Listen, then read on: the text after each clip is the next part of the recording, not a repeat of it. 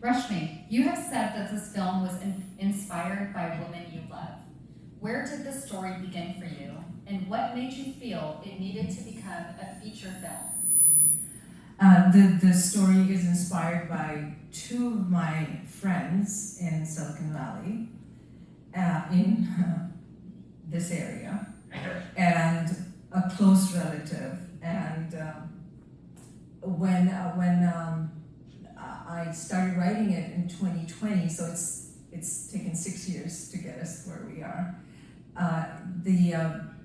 I kept thinking of these women who are still in those marriages, and it kept exploring the story.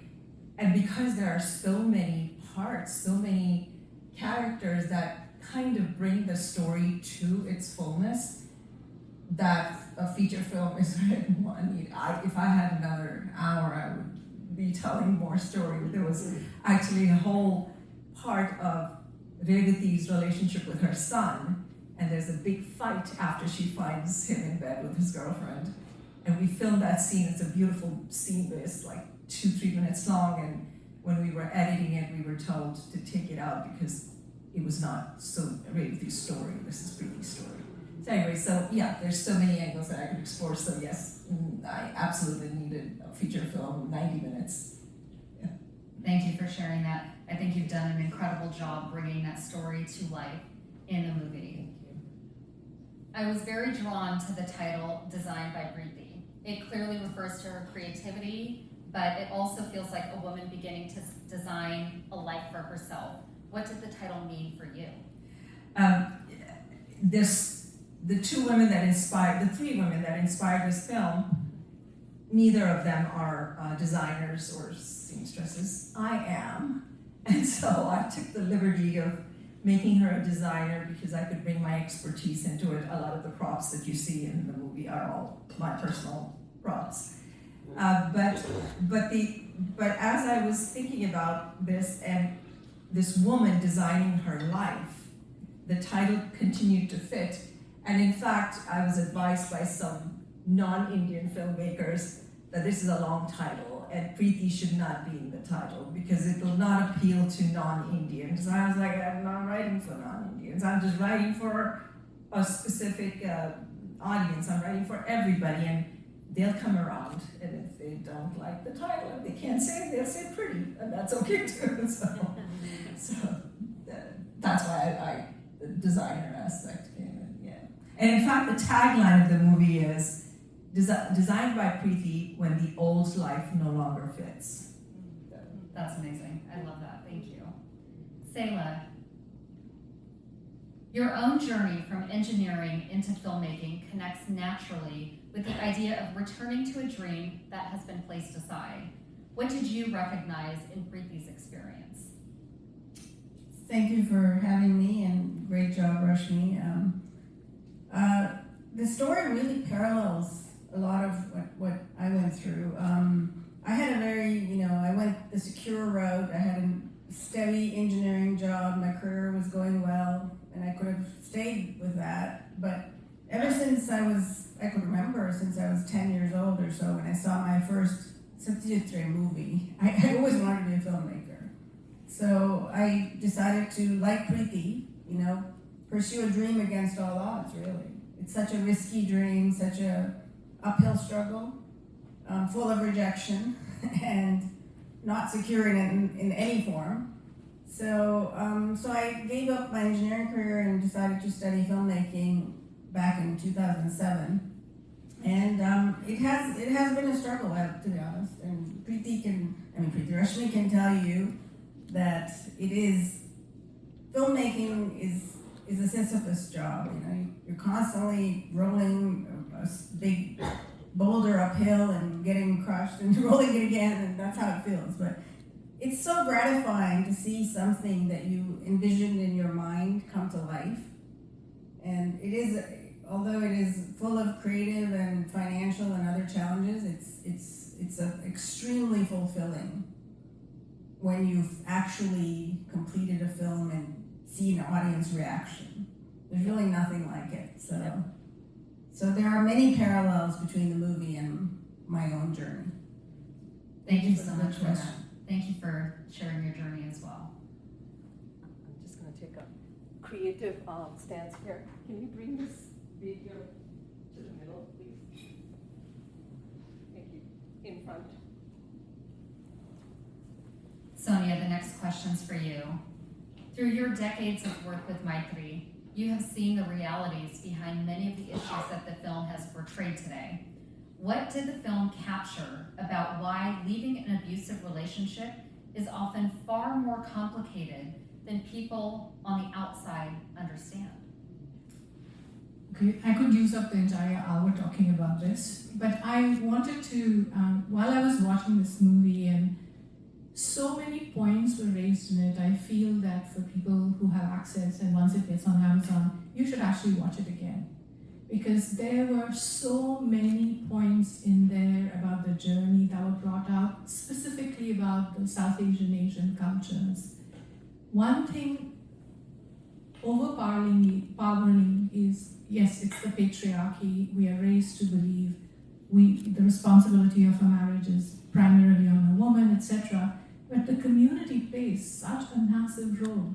From the time when we are young, it doesn't matter whether we're married or not. People say, "Log kya kahenge?" What will people say? You know, you wear ripped jeans, "Log kya kahenge?" Your child goes off to MIT, "Log kya kahenge?" People will say. And you know, the one thing that I really loved about the film was that in the patriarchy, you don't need men to enforce the patriarchy. The women do a fantastic job. And you know, so it's about power, it's about control, and it's about the lessons we learn. And so when the patriarchy is flowing out, the excommunication of the person who doesn't follow the rules, the excommunication of their children, the excommunication of every single thing is targeted. There was not a single moment any woman said that the husband was having affairs. The husband behaved like this. He came and made a scene at a party. No, absolutely no accountability is there for the person who has the power. And that's how power dynamics work. So the other point I wanted to make was that if you noticed, everyone asked her, why didn't she leave? Why didn't she stay? Why didn't she do X? He only slapped her. He only pushed her. And a part of me wishes there had been no slap, because I think it would have been a little bit more intense, because what the therapist said, you know, when survivors call us, it is so hard for them, because if they've not been hit, their bones have not been broken, they always say, "Chalo, itna bol diya." Parents will say, "Bol diya, kya ho gaya?" Not understanding the degradation of a human being's humanness. I'm not talking about being a woman or a man, but I'm talking about the degradation of a human spirit. To suck somebody's every part out, like she didn't make the food right, she didn't pick up the kid, she didn't do this, she didn't do that. And the community, you know, in a sense, you're literally chipping away the confidence. And I know this was a movie, so you had to show a positive thing very quickly. But I will say one last thing. You know, we get a lot of survivors who call us women, they're in their 60s, and they stayed through it because of the children. By the time they call us, they are husks. They're just completely destroyed. They've never worked. If they had a job, they left it. They have nothing left. And you know what is the worst thing? All of that trauma is transformed to their children. Yep. And most people think I stayed because of the children. You did the children no good. And the fact, you know, Miku and, you know, that boy who was being treated like he was a dumbwit, right? That his innocent son, I mean, this is how we raise our children, right? To have no personal responsibility. But, you know, we at Maitri, now we just don't worry about the person who calls us. We actually actively talk about how do we stop intergenerational trauma. And people don't realize all of these go to just nipping away, and in the end you have nothing. You have no self-worth, right? Going to therapy for 3 months, 6 months, a year, 6 years is a journey you embark on. But what about your children, and then your friends' children? They're all watching this, what is happening. I don't know if you guys know, but the South Asian teens in this country have the highest suicide rates out of all teenage groups. And I'll stop there so that you can ask the next question. But I want to say something to that. The 3 women that I know whose stories influence this, their children are in dysfunctional marriages. One woman out of her 3 children, one has decided never to get married because of seeing their parents' marriage. So yes, to your point, their lives are messed up. Thank Make a statement.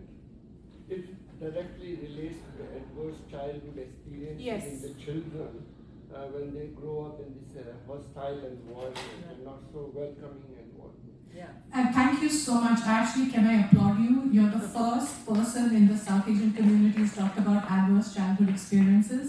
This was a study done for 10 years by Kaiser Permanente and the American Pediatric Association. And they found every time a child has an adverse childhood experience, whether it's domestic violence, sexual violence, whether it is homelessness, drugs, anything, their lifespan gets shorter. And they do not have, and every time you have an ACE, you count the ACEs. Thank you. I mean, really, this is what when people tell us, women call us and say, I'm staying because of the children, we talk about ACEs. We talk about adverse childhood experiences. By the way, he is a pediatrician. Thank you. Thank you so much. Thank you. Thank you, Sonya. I think you perfectly put into words the dynamic that people experience in these abusive situations, or just even it doesn't have to be a physical, abuse. It can be mental, emotional, but it's a very difficult thing to navigate, especially within the South Asian community. So I think what you just said was, it hits hard for all of us. Let's move on to the next question. So I would like to ask Rashmi, one thing I appreciated about the film is that Preeti is never defined only by what happened to her. She is creative, funny, imperfect, ambitious, hopeful, and still capable of wanting love and connection. Why was it important to you that audiences see her as a complete woman rather than only through the lens of what she experienced? Yeah, I wanted to show her, I could have picked several routes, but I did want, because my glass is always half full and I'm always an optimist, and I wanted women to, even though, in most women's lives, women who are going through abuse, the husband doesn't leave as peacefully as in my story does. The daughter doesn't always make up with the mother, etc. But I brought knowing that, I brought them in because that is possible. And so there's that optimism that fueled those stories to make her wholesome. The story went through many iterations, and I started writing in 2020 and rewrote a bazillion times, as you know. But that ultimately appealed to me the most, that she has. And of course, this tackling this heavy subject, I peppered in as much humor as possible everywhere. Every time I wrote, I insert jokes. I mean, actually put jokes in there just to make the story light and be able to navigate and have the ups and downs. Yeah. I want to ask you about one particular scene that kind of made me think, what is this? This is when he comes and gives a check. Mm-hmm. So you take the check and then you sort of like trying to touch him. Then you go inside and you come back and then you tear the check off. So what was that moment when you tried to touch him? What was that? Yeah, so that was not written in the script. And both the guy who plays my husband, Jay Charan, is a professional actor. He has a master's from NYU in acting, and a couple other actors too. So we didn't rehearse a bunch of these scenes. The one in the kitchen, the slap scene, we didn't rehearse. We just wanted it to be very natural and in the moment. And so in that scene, he comes over and I was thinking, I've been married to this man for 30 some years. I still have feelings for him. He's the father of my child.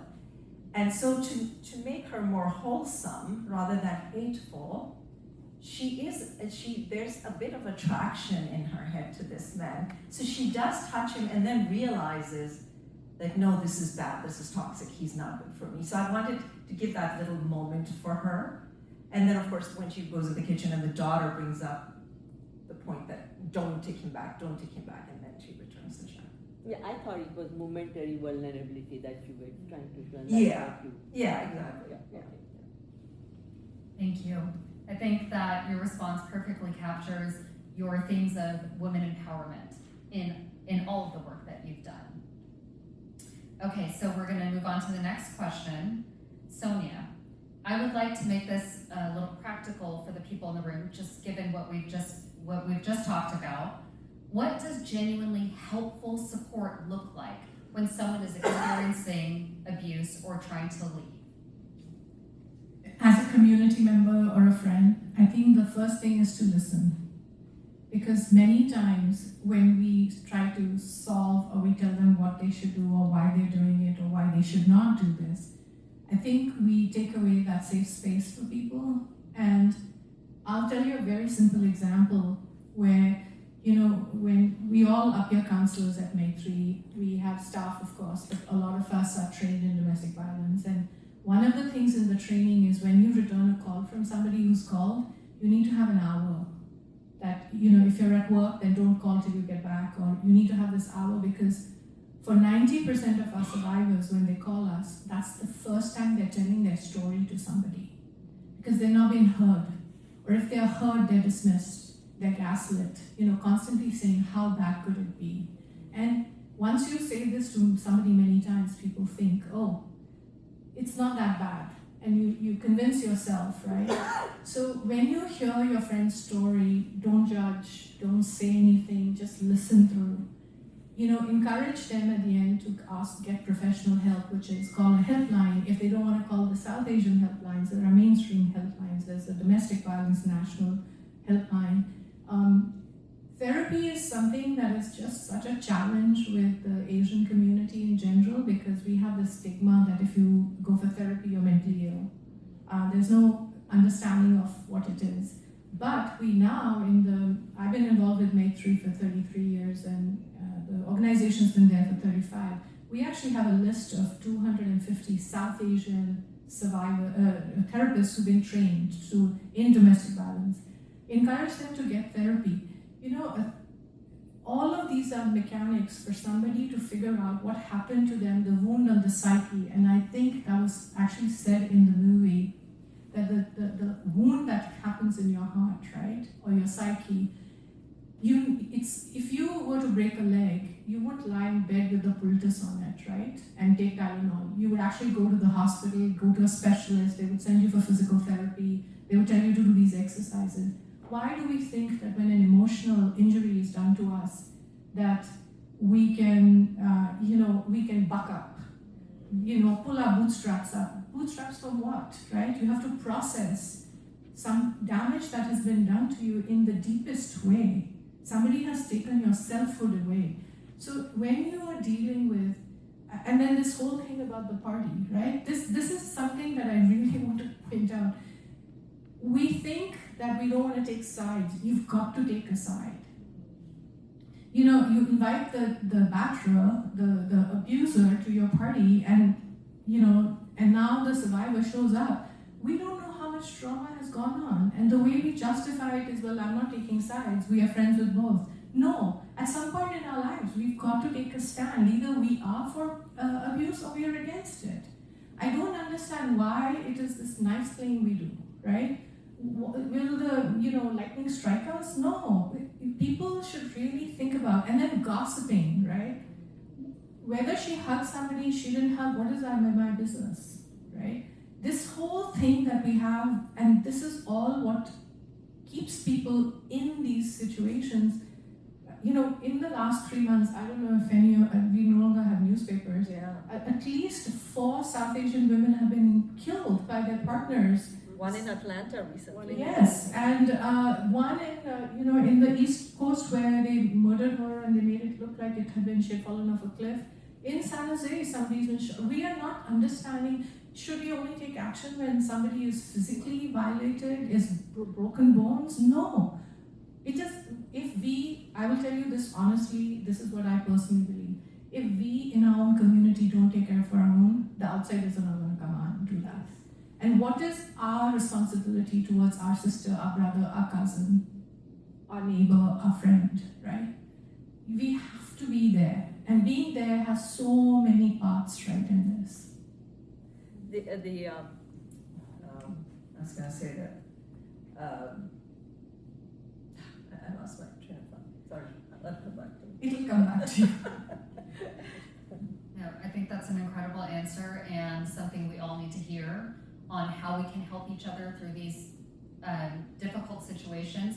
Not everyone's trained in that. We're coming from years and years of conditioning on how to deal with things, or we react out of fear. And what you've just imparted on everyone is incredible, because it really will help in those situations. People will see Rashmi, your movie, and say, I know what to do now. I can't believe I'm in this situation where I'm witnessing this, but I know what to do now. And that will sit with them. As Saila said, Preeti, you play the part so well that it really sits with people of what happened and how it impacts them. So thank you. Yes, absolutely. One of the things one of the powers of the arts, I believe, such as film, is that it shows a reality, a truth, which we don't otherwise talk about. Mm-hmm. And I think a lot of people, I could see the audience, they were nodding their heads as they were watching this movie, because they've seen these behaviors, but it's something that, no one talks about, or is kind of secret and hidden and brushed under the carpet. And one of the reasons, not to plug my movie, but I made The Valley. The Valley is about an Indian American entrepreneur, and his daughter commits suicide. And it was In the valley. in Silicon Valley, and it had. I made it about 9 years ago, when this cluster suicides were just going on, and especially in the, as you said, the South Asian community has the highest suicide rate. And it's about the kind of pressure that the parents put on the kids and the anxiety and depression that they suffer from. And one of the reasons I made it is because it just wasn't talked about. Amongst my Indian friends, you could never say, well, my daughter is struggling in school, or, it's always that everything is great and everything looks, my daughter is such a good student, and it's that whole, unveiling. And that's why I feel this movie and movies like The Valley, they have a lot of meaning. They expose a reality and a truth which is hidden. We have a platform, and we can tell these stories. But I was going to say that at a lot of these forums, at least 3 out of such Q&As, women have raised their hands and said, yes, ever since I got a divorce, people don't invite me to parties anymore. Indians don't invite me. And what am I going to do? Am I going to steal their husbands? But, that's what it's like. I think that's an excuse. That's what If you come out of something like this, do you really want to be involved with somebody else in the same community that Right. you already know? I think The that's an party's excuse. not going to stop you, right? But it's the stigma, or it's sort of a punishment. I don't know. It is a punishment. You go against the. You go against the norm, you have to be punished, right? Absolutely. Thank you so much for sharing about The Valley. I think this Can I is just something- make a plug for the Valley? Yeah, absolutely. I was going to, but please, yes. So I met Stella when she had released this film, and so fair this thing. My daughter was also in the film. She had a very small role. However, I think that film is so important like this. The tragedy I feel is that there's not enough films like this really telling human stories about people who look like us, behave like us, speak like us, right? It is an amazing film. Is it on Amazon to watch? It's on streaming on Amazon, Apple TV, Peacock. Really watch it. I highly, highly recommend. The Valley. The Valley. Thank you. So I have another question for you, Saila, about your other film. So your most recent film is an adaptation of Julia Shear's best-selling memoir, Jesus Land. Can you please share what drew you to that story and what the experience was like adapting such deeply personal material for the screen? So Jesus Land is a memoir, a true story about a Christian reformist family, and they're religious extremists. And like our culture, they have this extremely high stakes as far as conformity. Everyone has to conform, like no singing, no secular music, no dancing. And they're in rural Indiana, and they adopt 2 black boys. So what drew me to the story is this whole concept, which exists in other cultures, of either conform or die. And the whole concept of racism and what it does to people. I mean, we're very early immigrants, and I grew up in the 70s in Edmonton, Alberta, which was about as racist as you can get. Every time you went out, there was this Paki this, Paki that, and it was very overt. You didn't have to wonder because it was in your face, And so that, the type of racism I depict in the movie, I actually experienced. So those are the elements that drew me to the story. But what happens later on to the kids is when they start to rebel and say, okay, this is not how I want to behave, the white biological daughter and the black adopted kid are sent off to this reform school in the Dominican Republic. And one of the things which actually a friend of mine's kid was sent to one of these schools. There's a whole for-profit troubled teen industry, which is completely unregulated. And it exists all over the country. There's thousands of these schools, and no one knows what's going on in these schools. Many illegal things, many abuse. Yeah, a lot of abuse. There was a famous one called Provo Canyon, which was just recently closed. So anyway, half of the film kind of depicts what happens in this school. So these are, I felt like this is also something that needs to have shed light on and be shut down, frankly speaking.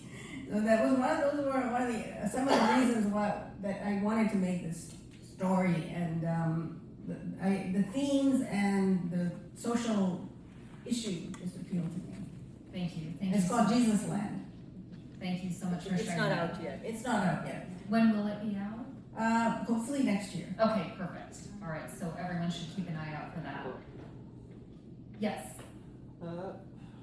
We will be going to actually audience questions in a couple minutes, but I just wanted to make a statement. sure, absolutely. Listening to all these stories, and these things are very common. We experience it in daily life. Where is the prevention? Recently, I saw the video on the teen suicide, where the teens are complaining, the parents are stressing them out for getting the A grades and the education. And our education system is designed to make us work from 9 to 5 and not to be creative. And the emotional component of the development is missing from 3-year-old onward, in my opinion. This is where now the new generation is growing up with no emotional attachment, only curriculum, academics and all those things. We need to look at ourselves as a parent, as a society. What can we do? In my opinion, our school system is not doing a good job of creating the social harmony and the emotional development of our society. Thank you. Thank you so much. So the next question I have is for Rashmi.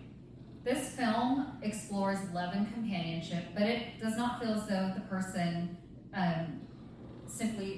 the other person in the movie arrives to rescue Preeti. How did you approach the part of the story to preserve her own agency? I'm sorry, I missed part of the question. No, it's okay. So the story touches on love Mhm. and companionship, but it does not feel that the other person that she gets involved with rescues her. Right. So she has her own agency. So Yes. can you please speak on that? Yes. So I wanted to give hope again to Preeti, and that she does have that she mends her life in many more ways than one, and finds the love. And in part of this one iteration of the story, Jackson shows up at the fashion show, and it ends there. but then I kept thinking, I want Preeti to be ready. I want to give Preeti the agency to go to Jackson when she's ready, rather than him showing up. So we changed that part of the story, and you know, at the end she goes to him. I like that, even though the first iteration I liked better, because then he shows up there in Indian clothes and it's more of a Bollywood-ish ending. Everybody ends up dancing and all that, but then I took that away, and I like it better this way. It captures her dream. Yeah. That's beautiful. So I have one more question before we start moving on to the audience. Rashmi, what do you hope happens next for the film? And how can people continue supporting its message in the conversations it's trying to bring in? So I tried for a while I'm going to continue to do these kind of screenings, with Q&As, town hall style, in theaters in different parts of the country. I just came back from Atlanta, partnered with Raksha there, and we had an amazing Q&A panel there as well. So I want to continue that, and I was trying to do something in your parlance, not B2B, but C2C, creator to consumer, direct rental to the consumer, because the middleman takes the lion's share of the money.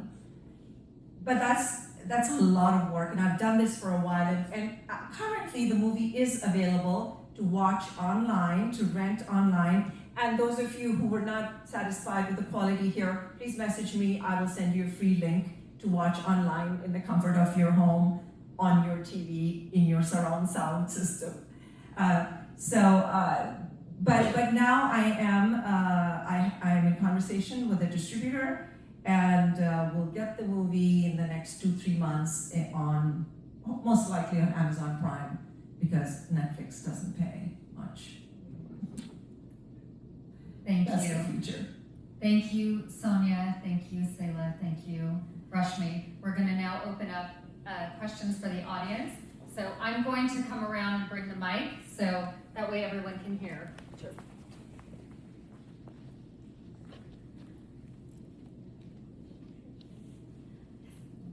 Sophia, you can move it if you want. Congratulations on a very important story you've told, which our community and our culture, nobody wants to acknowledge, and it's everywhere. I did two sort of comments. One is I discover the best such movies on flights. I don't know how they get on. There's a distributor for that. There's a distributor Yeah, for airlines and cruise ships. Yes. Right. So these are movies one would never know about, and they are done with brilliant folks like yourself, and they really hit home. The other one is, would you present this to the censor board in India? No. Yeah, I'd like it to get rejected. So it will go viral. Well, do you have It's everything that you write is what we, officially don't want to acknowledge about our country. Yeah. The censor board will probably censor a lot of it and the jokes and everything. So. Yeah, but it would be good if they banned it like this other one. They banned it, then everybody would see it and know about it. But congratulations, and as they say, may the force be with all of you. The stuff you shared, I was not aware about the suicides and all. In fact, I was foolishly saying to a counselor that, in our culture, we don't have these kinds of things in this level, and you just, corrected me that people here are traumatized. It's all, we just know how to suffer it, and that doesn't help. So thank you, and I wish you great success. Thank you. That's why movies like this are so important, because they bring things like this to the table, conversations like this to the table. So it's amazing to hear the perspective of everyone and how something like this is so groundbreaking for so many people within the community. Who else? Congratulations, Lasky, wonderful film, and Tanya Moni's art makes the showing so much more enriching. So you can see the artwork around. I would say that the message, as we all know, films reflect on and refract our culture. So it says what the culture should be like, not just what is, because you can see that the messages that you are giving, the film is giving, mainly I was thinking this whole notion of log kya kahenge, because we all know in our community these cases, and how many of us that kind of, maybe say that, oh, it's not my business, or it's just we take it for granted. We say that, oh, well, always the man volunteers, does a lot, and very visible, power issue that you mentioned. So it's just also the visibility that, and the service. So, and yet how the woman that is completely diminished. So the message is giving, and not only just the domestic abuse, the message of gay relationship, and message of also the sexuality. So and race. So it's really fantastic that you have touched upon these issues, which is high time that we bring it up and discuss openly and in a more reflective way, and also what should be our role like. Thank you. Thank you. But I want to say for the gay issue, I didn't want this whole conversation of mother, daughter coming out, having a conversation, acceptance. I wanted to show that the mother accepts the relationship, is okay with it. Let's move on. It exists. Yeah. I didn't know the script, so I just saw this for the first time where the mother accepts the relationship. But I'm going to tell you how deluded we South Asians are. So our children don't drink when they go to college, they don't party, and they don't have sex. The South Asian kids in college are the hardest partiers, and it's the most dangerous because the parents don't know. And we do a lot of youth workshops. We have a podcast we've been running for 8 years. We used to try to help younger children, but the parents wouldn't allow them to come to our workshops on healthy communication. So we pivoted towards working with 18 and above because they don't need parental consent. What do we talk about on our podcast? Dating violence in college with South Asian kids. We talk about mental health issues. We talk about parental expectations. And yet, when I go in and speak, and South Asian parents will come up to me every time after an event like this and say, but my kids don't do this. And I think to myself, your kids probably are out there doing the hardest of all of this, and you, sadly, are not a part of their journey. What is the name of the podcast? Oh, it's called Between Friends. And Between Friends, you can go to maitri.org, maitri.org, or you can go to YouTube and search. And, just to tell you what people will say, I'm so glad you said this. So, my hair is something that causes a lot of contention in my public appearances, because people reach out to other board members and say, does Sonya have a disease that her hair is like this? And people have reported this back to me, and I said, when I travel and I'm speaking at Western conferences, white women come and say, can I take a picture of your hair because I want to show my hairdresser, and do you color it like this?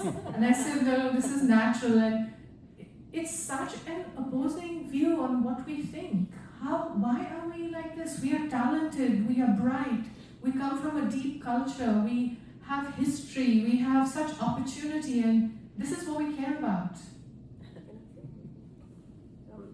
I think, just to piggyback on what Sonya is saying, one of the things that happens when you have such a critical culture is that you try to make yourself smaller, less conspicuous, blend in, not say anything controversial, not do anything.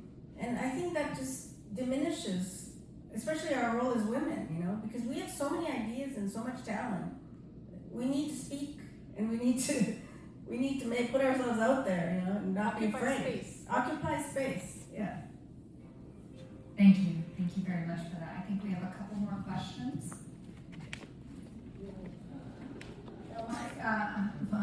it was a great movie. Congratulations to all of you. You did a great job. I have a question for Sonya. You said you do hold workshops in schools and colleges, colleges I would say. What are your thoughts on Gen Z girls? Do you see them reacting? How do they handle? I mean, of course, they are not married. They are not in the marriageable, age group. But the dating, you can tell. So how do they approach the abuse?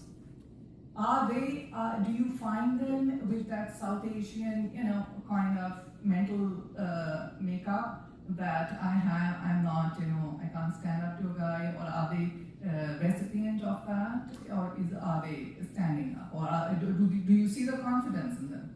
So, very, very good question. And I think one of the things I want to tie back is to Preeti's story and also the woman in the valley. It depends how you're raised and what your parents do to you. If your parents are holding you back constantly as a girl, then you don't have that space. I'll share two anecdotes with you. One, when we still did the workshops where some of the parents agreed that we would be working with 16, 17-year-olds. So we have this workshop and we have young people run them, obviously, because you can't have an auntie like me standing there and again telling them what to do, right? So when we have the open session and this young woman, she's 17, she said, my dad expects I will lead the first mission to Mars, okay? And then she said that when her older brother went to the prom, and she said to her dad, it would be her turn next year, and her father said, you can't go, I don't trust you. So she can lead a mission to Mars, but she can't go to the prom with a boy.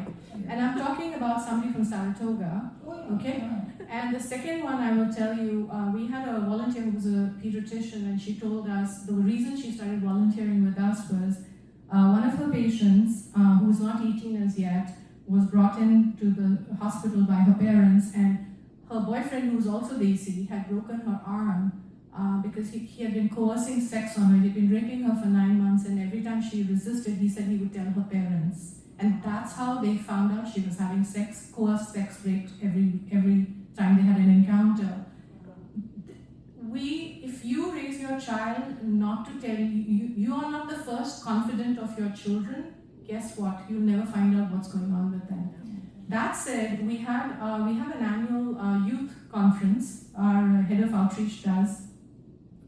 10 years ago when we started, even getting 10 kids there was like pulling teeth. This year it was on Super Bowl afternoon. We didn't realize this, but the only day 200 kids showed up. 200 South Asian kids, vast majority girls, young women, showed up and ran it. It's extraordinary what they come and talk about. It's their space. They are fierce. When they are outside of their parents' shadows, they are fierce. They're amazing. They're brilliant. They occupy space, and then they get home and they cross a border. And then you know what? They're in another country. Can you imagine the damage to our children's psyche that you cross a border in the morning, you cross a border at night? I know I sound very scary, I sound angry, but I've been doing this for 33 years. I feel we have not enough time to save them, right? And we don't think of this as a norm. We don't think about our behavior. We don't think about, and this is what I'm going to say to both of you, you guys need to make the next movies quickly. Because if we can only get to people, we don't think, when we open our mouths and we say something to our girls and our boys, we don't think the impact it's having on them. They don't care how we were raised in India or Pakistan or Bangladesh or Sri Lanka or Nepal or wherever the hell we were raised, right? We have to make our children be the most thriving human beings. And I can share 100 stories like this. A young boy, 14-year-old, saying to me, I'm American. I don't understand why my parents keep telling me I'm going to have an arranged marriage. Is that the only success measure of our children's lives? Is their marriage and arranged to some Desi child, other child? Why are we like this? Whose mom still does the laundry. Does the laundry? Oh my goodness! Don't even start me on that. Our daughter dated a guy in Berkeley, not many years ago, who was raised in Saratoga, Cupertino, and went home every week for his mom to do his laundry. So Sonia, one follow-up question to that was I have seen what I've noticed here. I have only one boy, but my friend's daughters. So from there, I was very surprised when I heard they said that because we have another problem here, that these children have to fit in with the non-Indians. So they said especially, I live in a little, on the north side, so there's more. They said if with the non-Indian, crowd, to fit in, they give in to their boyfriends more. And they get abused because they don't feel they're good enough for them. And since they're competing with the Caucasian girls, so they are in that, do you come across that issue as well? It's so sad. Our parents, we don't give that confidence to a girl to say who you are is good enough, okay? I have one daughter, okay? And many people I know think I've abdicated all personal responsibility for my child because she went off to another country to study. My mother, of all people, said when my daughter was refusing to, all her cousins were dating and she didn't want to date. And I was like, whatever you want to do. And my mother said, does she know she can like girls? We are okay if she likes girls also. And I said, Mom, she knows this. She's not a child who's been raised with the idea. But I would ask you this question. Why are these girls giving in? It's not about competing with the white girls. They don't think they're worth it. They don't think they have self-worth, and our self-worth is really created by our parents, our aunties, our masi's, our community at large. Okay? Why are girls still in our schools here, in public schools, they wear another outfit to school and then they take off half their clothes at school? What the heck is this about? What is wrong with your child if she's going to wear shorts or wear a tank top, right? These kids are most parents don't even realize this is happening. That the kids take another outfit to school. What are we doing? To me, when I hear these stories, my heart breaks all over again because these children have not been taught self-worth. Sorry, I wanted to say something about this because I grew up in this culture and my husband grew up in India. And sometimes I compare our points of view a little bit, I mean, part of it is being a woman, there's so much misogyny in society. This society as well as Indian society, I think it's very hard to feel that sense of self-worth easily because you had so much messaging telling you otherwise. But that aside, the fact when you grow up as a minority, there is an internal you internalize that sense of inferiority far more. Like my husband knows who he is, he knows his values, he's so confident of his values. I am always, well, you could think this way, but then you could think this way too, because you have to formulate your own sense of identity. You're getting so much mixed messaging, like from society, from home, from... It's very difficult. I empathize, I don't, because I used to volunteer a lot at my son's school, and then I realized it's very difficult.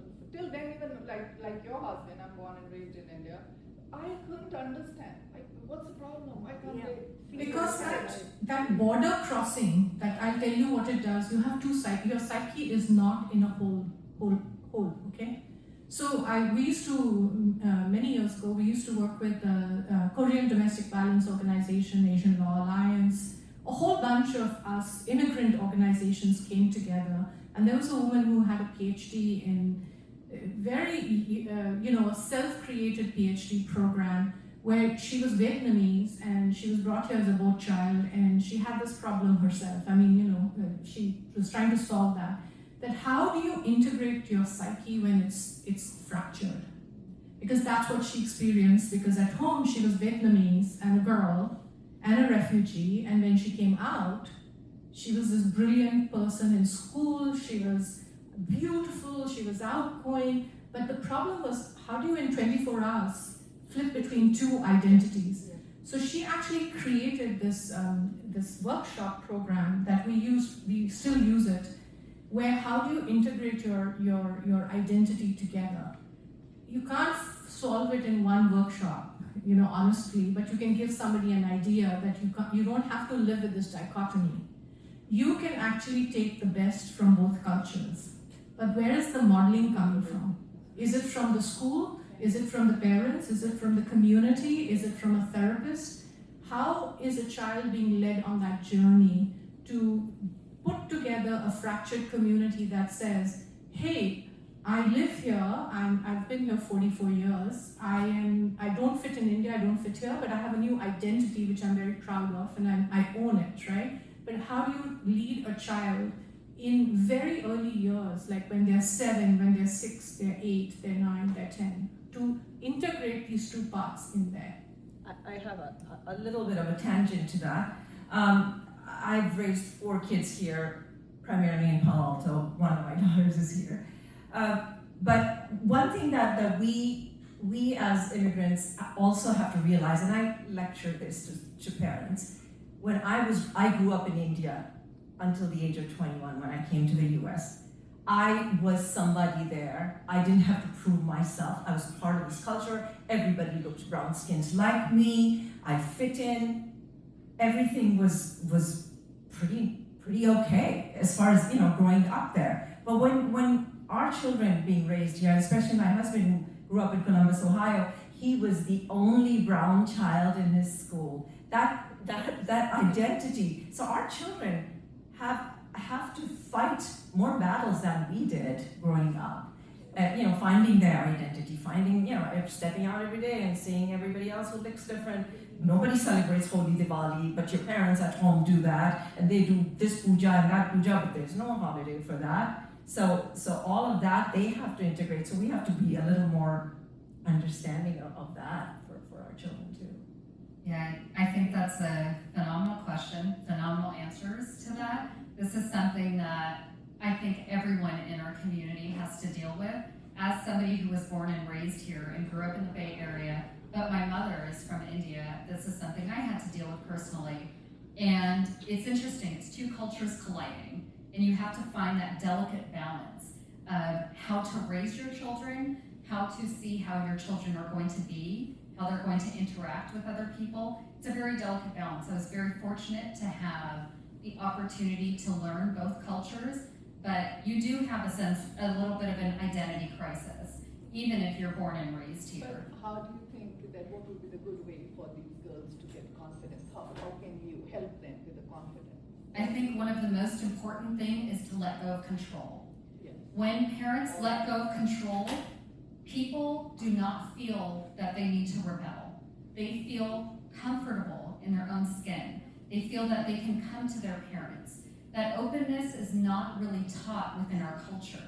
And once they release that control and open up their heart, I think that they see their children for who they are, and they see themselves for who they are. There's so much taboo, or there's so many things that are considered taboo in our culture. And it is only taboo because of the fear behind it.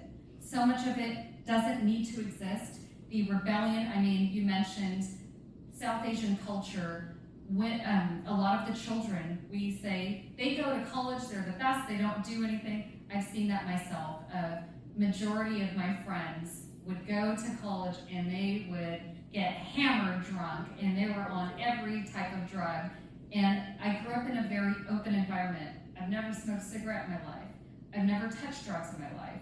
And it was a different, it was a different upbringing, but it was me having the privilege of not having that, don't do this, don't do that, it's bad for you. No, but It were you was, confident? You didn't have to look like the white girls? You didn't have to feel that you No. had to fit in? no, everybody's different. I think everybody's different. Confidence, it's something that I think everybody struggles with to a different extent. While I may not have struggled with that, I think a lot of Caucasian people, Asian people of all backgrounds still experience that regardless of their upbringing. It's something that we have to just be there, should be that support system. Everybody here who has grown up in a different country, you had a community that you came from. You had people that were around you.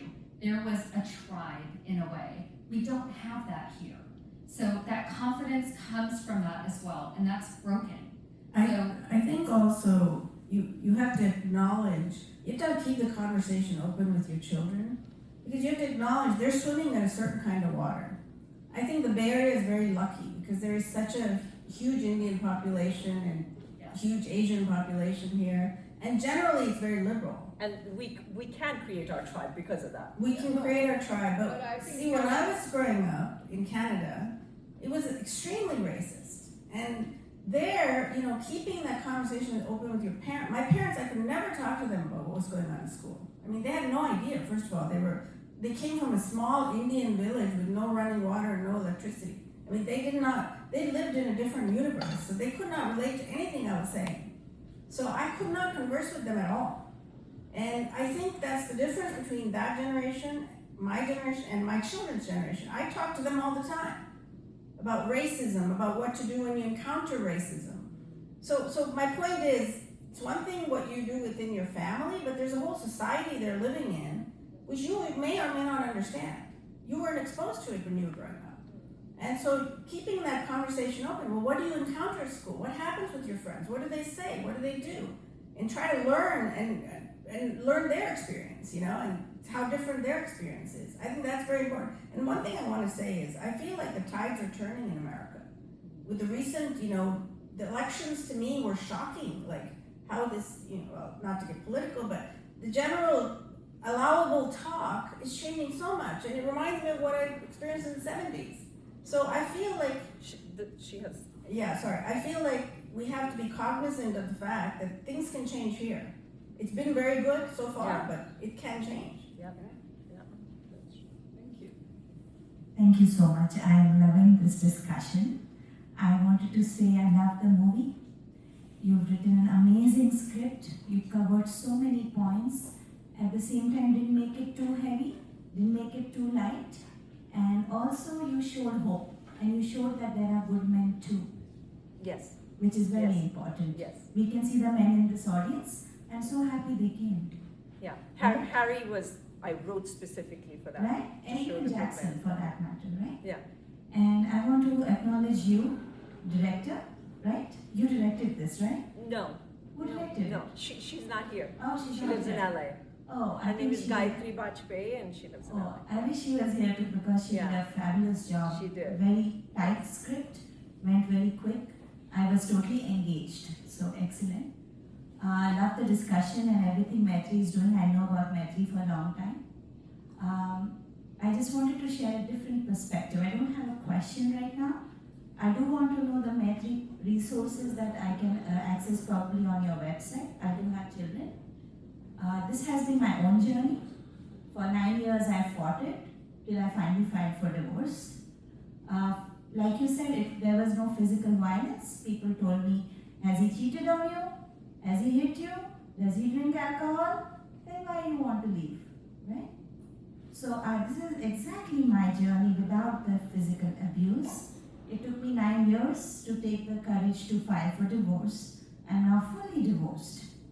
And what I found is because we are Indians, especially I have North Indian roots, a lot of invasions happened from North India. And a lot of women were subjugated. And they carry the trauma deep in their DNA of being a victim. And that DNA, that trauma came to me through my ancestors, and I have passed it on to my children. And I understand everything you talked about, but as parents, I have 2 children. If I'm not feeling safe inside me, how am I going to be a safe space for my children? I can't fake this. Let me tell you, our children know our energy. So I have found that I have to heal my generational trauma and know that I'm worthy of a good relationship. I'm worthy of love. And I can love myself. And I have to heal my inner beliefs that I carried from my mother and her mother. And today, if you see my daughter, no one can touch her. I tell you, she walks the room and everyone looks at her because she is the smartest and proudest girl in the room because I release that belief in myself. So I have found that as victims, South Asian women, we don't need to do 100 things to help our children. That's too much. We need to look within, heal our own traumas, heal our own generational traumas. And because we are energetically connected, we are able to heal our children and be a safe space for them. And that's the work I do now. I'm not putting a plug for myself, but I want to share. I got motivated, and that's what I do now for other women and men. Even men are suffering. Where can we find you? I have a website. What is it? Okay, sure. It's IUWise, AYUWISE, IUWise.com. And I do generational healing. That's all I do. Thank you so much for such a profound analysis and thought process. It's, as you said, it's very, very complicated, but to understand generational trauma and not to pass that baggage on is really, but it's a journey and it's work. Yeah. It's so much easier to put the barricades up and shut the door and say they are there and here are we. To go through this journey itself is traumatic but it's powerful in the end where you emerge. So how do we get this out to everyone, because everyone deserves to live their fullest, right? That is the big challenge of all of the nonprofits that we work with, the kind of work we do, and as you said, men are victims in this too. And we have a lot of male survivors who call us, and they have the same journey. And the why we focus towards now prevention at Maitri, we do 50% of our work is prevention. And we started working with younger and younger youth in a much larger volume is for this reason. Because you've got to approach it in both ways, right? You already have the traumatized people, which are the adults, then you have the children and the young adults. If you don't approach it top down and bottom up, we can't make progress fast enough.